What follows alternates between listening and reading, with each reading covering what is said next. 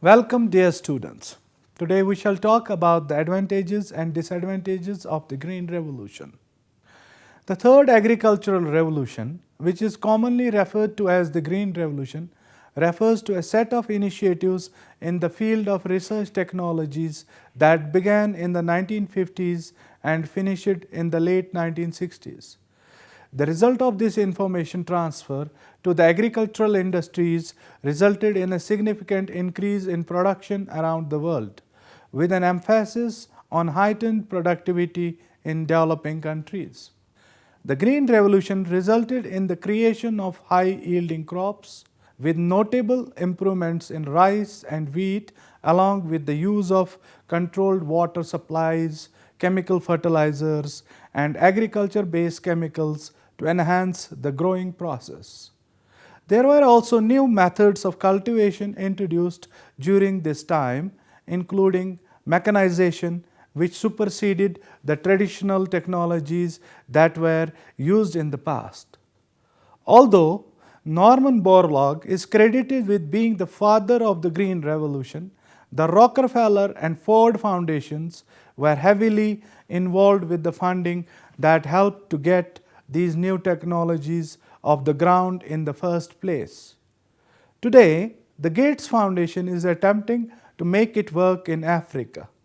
We can certainly feed more people and produce higher yields with greater consistency because of the Green Revolution. But there are some serious and major disadvantages that we must consider as well when looking at this important part of human history. Dear students, now I shall talk about the list of advantages of the Green Revolution. Number 1, it may be helping to reduce the number of greenhouse gas emissions. The proceedings of the National Academy of Sciences of the United States performed a research study in 2013 that looked at the influence of the Green Revolution on greenhouse gas emissions. In the absence of the improvements made in crop growth during this time, the level of emissions could have been up to 7.4 gigaton higher than what they were observed through 2004. The high-yield approach to agriculture has a dramatic impact on how carbon cycles through the atmosphere. Number 2, it allows us to produce more food than traditional growing methods. Thanks to the processes which are present because of the Green Revolution, our planet currently produces about 20% more calories through crop production and livestock support than is necessary to meet the nutritional minimums of the current global population. Although some estimates suggest that we might need 70% more kilocalorie availability by 2050 than what is available today, the techniques we continue to develop because of Borlaug's work allow us to meet this demand level without creating additional environmental problems. Number 3, it provides us with consistent yields during uncooperative seasons. The Green Revolution adds resiliency to our crops because it focuses on varieties that can produce high yields in a variety of environmental situations. Although there is a need for phosphorus and other nutrients when there is a focus on prolonged production, the new strains that came from Borlaug's work allow for yields to have consistency even when a regular season might wipe out a crop.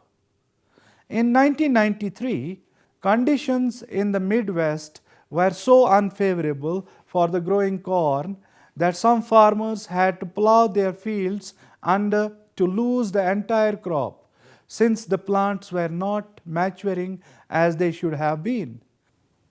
Those that were able to rescue their fields were the ones who put the practices of the Green Revolution into their farming techniques. Number 4, it causes a reduction in food prices for the global economy. The agricultural markets are based on supply and demand. When yields are more consistent, then the supply becomes more available. High yield crops produce more items for harvest, which means additional food is available to consumers. This advantage helps to lower prices for everyone, while farmers gain additional profits because they can produce more on less land. Even consumers in developing countries have better food access because of these technologies. Some regions were able to triple their outputs because of the technologies and growing practices introduced by the Green Revolution. That means 2 additional people were able to have their nutritional quotas met using the same land in just 20 years of agricultural reform. Number 5th advantage is that it has reduced the issues of deforestation on our planet. Although there can be issues in some parts of the world with deforestation because the practices of the Green Revolution are depleting the soil of its nutrients. The impact of these modern techniques has helped the world protect itself from the growing need for more food. This advantage allows us to protect the environment while working to meet the needs of individual households. Since 1961, human population levels have doubled in our world. At the same time, the amount of food that we have grown using our space has tripled. During this period of expansion, natural lands were converted into new croplands at a rate that was just 10% higher than what happened in 1950s. The 6th advantage is that it hastened the natural evolutionary process for plant resistance. Because of the techniques introduced by Green Revolution, crops now have a higher level of natural disease resistance than ever before. We have learned how to create specific strains through genetic modification that allows us to grow items in specific regions without the need to apply heavy loads of chemicals to ensure a harvest is predictable. There is now more access to healthier foods, plentiful choices, and a year-round supply of many items thanks to the modern import-export market. This advantage makes it possible for the average person to achieve their daily dietary quotas for vitamins and minerals while eating fewer food products.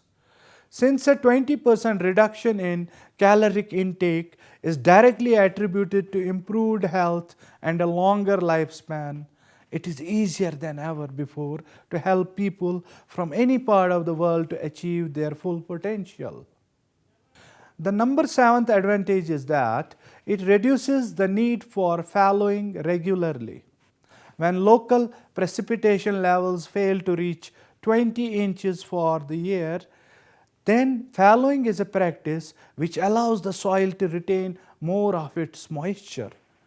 The traditional farming methods may require 1 to 2 seasons of zero agricultural activities in low precipitation areas before another harvest becomes possible.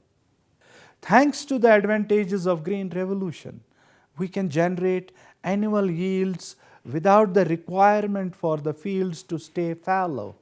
Fertilizer, chemical agents, adds phosphorus, and improved growing methods make it possible to have fields become consistently productive. That means farmers don't need to be in a continual rotation, allowing them to generate more income since their property can remain in constant production. The number 8 advantage is that it allows us to grow crops almost anywhere on our planet. Thanks to the process brought about by Green Revolution, we can now farm a place where the air feels as hot as an oven. It is possible to grow food on icy landscapes where the sun doesn't always like to shine. You can find plants growing at the depth of the sea, in the deepest canyons, or near some of the tallest summits and alpine regions where snow might be possible all year long. Nemo's garden is one excellent example of this technology.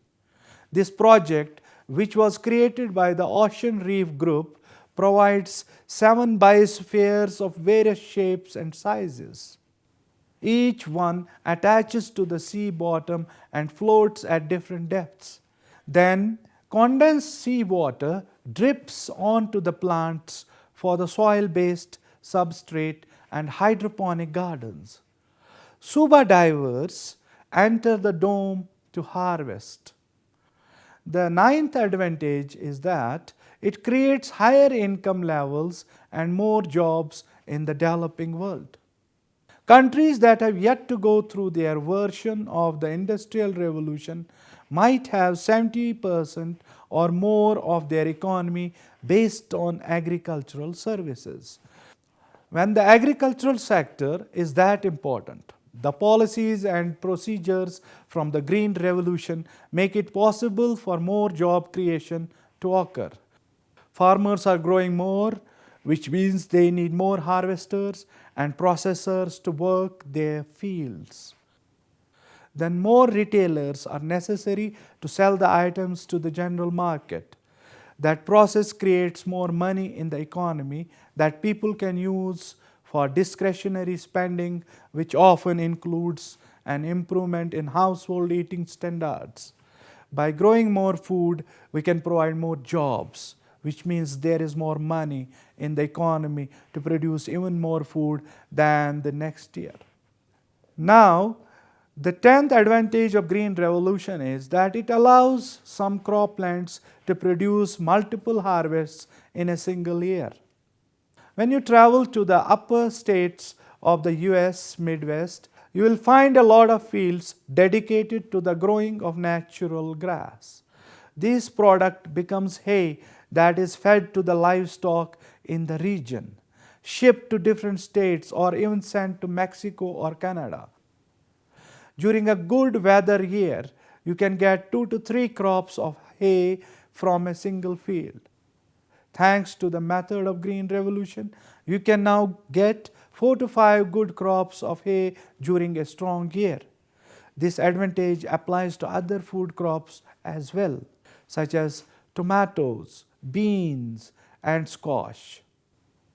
Even if the growing season starts a little later than normal, the practices introduced by Borlaug make it possible to double or triple the production of the average field or garden. The number 11 advantage of the Green Revolution is that it reduces the levels of poverty in the countries where it is practiced. Almost every country on our planet has incorporated some type of Green Revolution technology to help the economy in some way. Some nations like Thailand have seen a doubling in their critical crop sectors since the methods were introduced in the late 1960s. Not only does the increase in food make it possible to serve domestic hunger needs, but it can also increase the value of the export market each year to give the local economy more cash. This helps people to get back onto their feet. Since the implementation of the Green Revolution techniques in Thailand, the levels of poverty have been cut by more than 50%. Number 12 advantage of Green Revolution is that it supports other sectors of economy. When you don't get enough to eat one day, then your energy levels can feel sluggish. If it happens for more than a week, then food might be the only thing that you start thinking about each day. Your productive levels begins to decrease, and then your creativity levels start to tank. By supporting more people with enough food to meet their basic needs, it becomes possible for other industries to see surges in productivity. The need to support more food or improved growing techniques can also create a forward push of innovation in other sectors. There may be a push to create more effective farming equipment, improve produce transport systems, or even provide better rest to the individual workers after a long day in the fields. All of these activities work to stimulate the economy as well. Now, dear students, moving to the list of disadvantages of the Green Revolution. First, it created a lack of biodiversity in the global cropland structure. The spread of the agricultural practices of the Green Revolution may have helped to reduce hunger issues in developing countries, but it also created a significant deficit in agrodiversity and wild biodiversity around the globe. This disadvantage is present because the practices rely on a handful of high-yield crops for production standards, using only a very few related strains of species and reducing the kind of planting of previously associated crops like the more nutritious grain legumes. This issue has been written about widely, and the reason for this disadvantage is because farmers participating in the Green Revolution can only use the varieties of rice or wheat that have been developed for this purpose.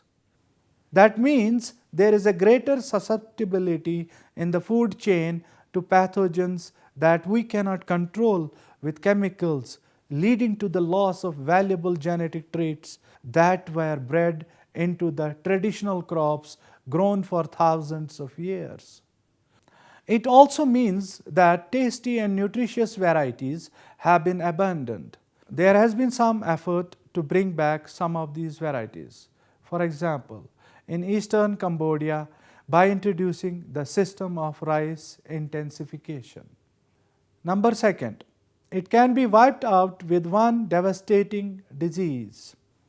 You might not be familiar with Chatsworth House, but nearly every banana that you have ever eaten comes from a descendant of one plant grown on the grounds of this Derbyshire estate almost 2 centuries ago.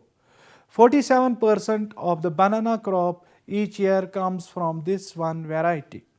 The reason why this happened is because of Panama disease in the 1950s, wiping out the primary variety grown then, the Gros Michel.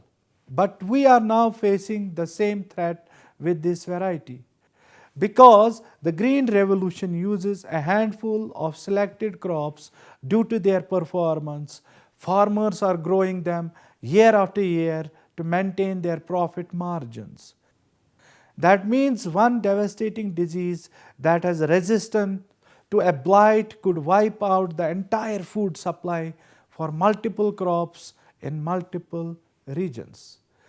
Number third, the disadvantage includes it reduces the quality of the soil used for growing crops.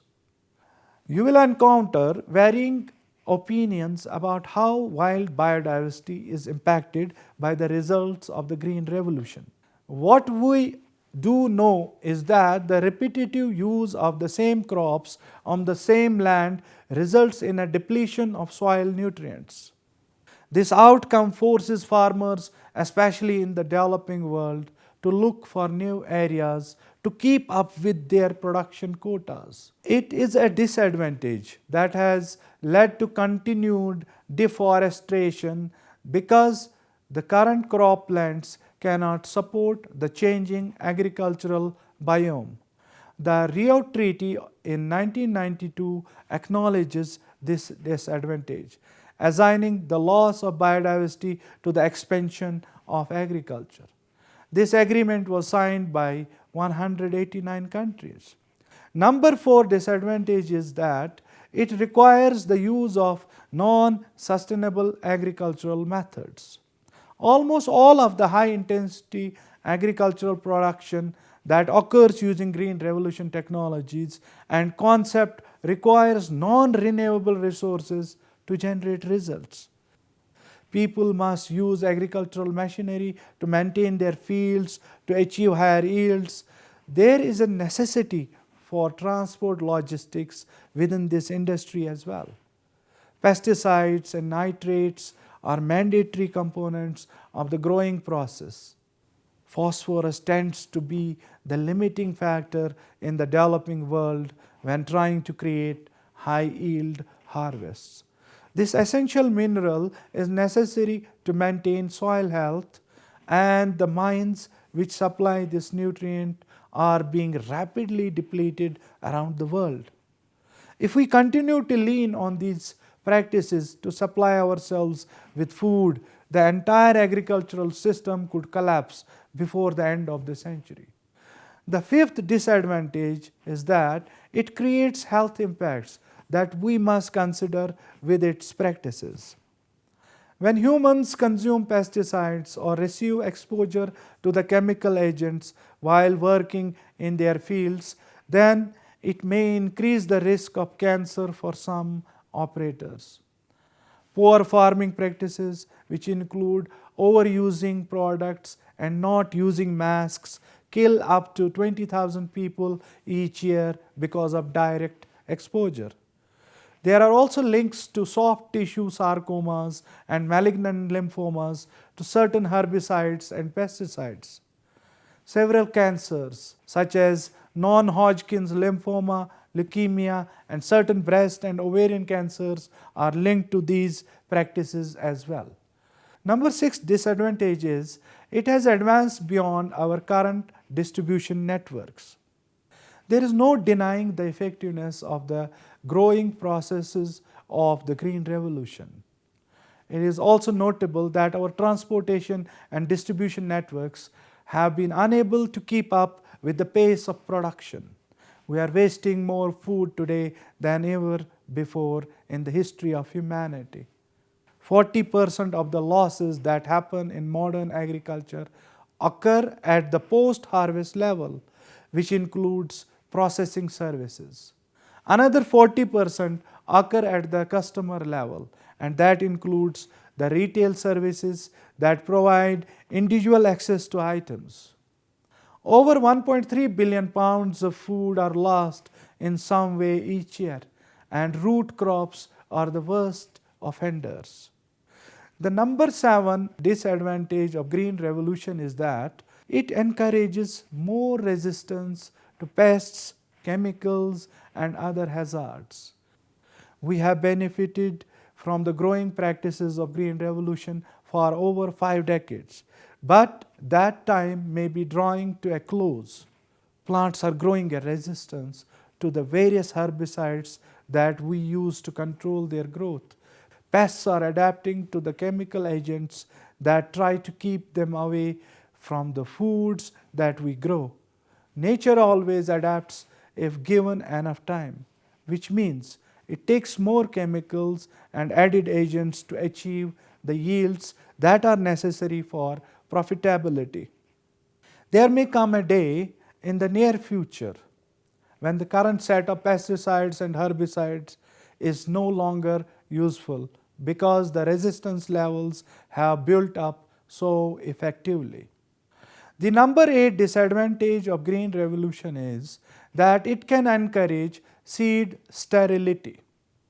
New technologies allow seed producers to prevent future crop growth by collecting seeds from mature plants.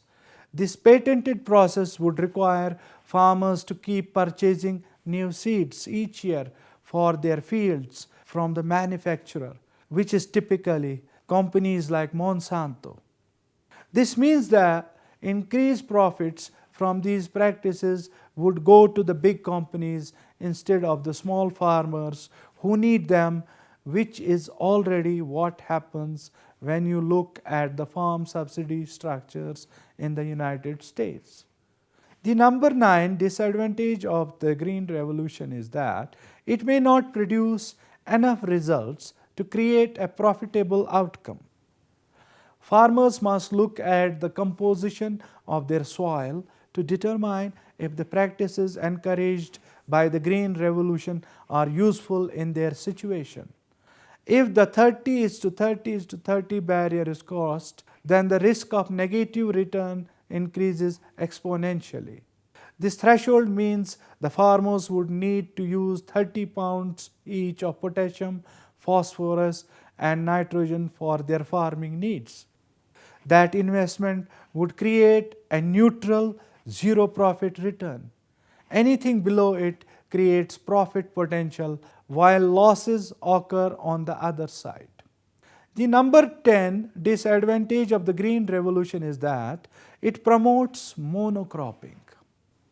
The Green Revolution promotes the agricultural practices of growing the same crop on the same land in perpetuity instead of growing multiple crops on the same land and or rotating crops on the land. Monocropping causes problems such as pesticide seepage onto the surrounding soil, soil nutrient depletion, and in some cases deforestation. Monocropping has been reported to have largely eliminated the use of intercropped grain legumes in much of India, which has resulted in severely reducing the production of these high protein grains, which are an important source of protein for the largely vegetarian Indian population. The number 11 disadvantage of the Green Revolution is that it requires expensive investment which promotes inequality between farmers. Farmers need to have sufficient irrigation systems to support the technology of Green Revolution. The bioengineered seeds for this type of farming need a heavy amount of water and chemical fertilizers to succeed in their increased crop yields. Farmers, especially rural ones, who could not afford the investments in irrigation and these chemical fertilizers, suffered from deepened inequality as other farmers who could afford it because richer than the vast majority. The number 12 disadvantage of the Green Revolution is that it depends on fertilizer subsidies. In the key part of the world where the Green Revolution became most successful, that is the Punjab of India and Pakistan, the farming system depends heavily on fertilizer subsidies.